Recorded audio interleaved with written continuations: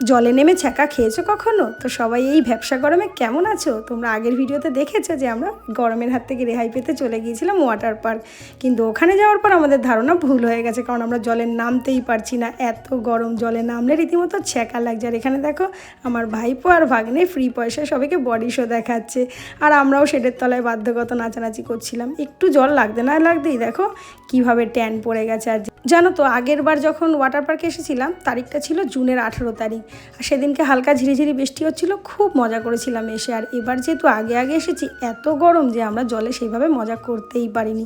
আসলে আমার ভাগ্নি এসেছে তো আবার চলে যাবে, তাই জন্যই আগে এসেছি। আর এবার চলে এসেছি খেতে। দেখো এই থালিটা আমাদের 200 টাকা নিয়েছিল, আর যদি তুমি রাইস না নাও তার সঙ্গে বিরিয়ানি আর 2 পিস চিকেন কষা, আর বাকি সব সেম থাকবে 200 টাকা করে। খাবার দাবারটা কিন্তু বেশ ভালো ছিল। খাওয়া দাওয়ার পর আবার একটু জলে নেমেছিলাম, সেই ভিডিও আর করতে পারিনি, কারণ আমি তো আমার ফোন জলে কখনোই নেওয়ার সাহস পাই না, জমা দিয়ে রেখেছিলাম অন্যের ফোনে, যেটুকু যা ভিডিও করেছি।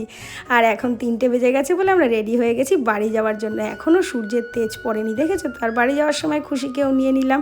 আর খুশি দেখে কি বলছে জানো, তোমরা একদম কালো হয়ে গেছো, এই জন্যই আমি যাইনি।